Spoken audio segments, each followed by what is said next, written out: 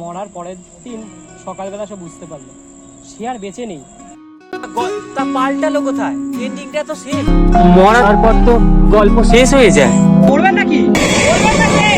রাতের আকাশে মরবো, তাতে আপনার কি? ফিরবো না আর ঘরে থেকে যাবো অন্ধকারে। সিনেমা বানাবো যে বিষয় প্রিয়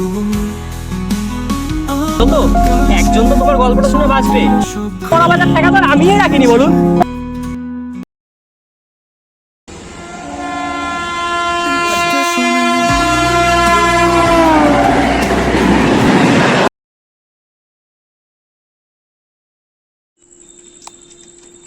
সবই ঠিক আছে, তবে গল্পের এন্ডিংটা ঠিক ভালো না।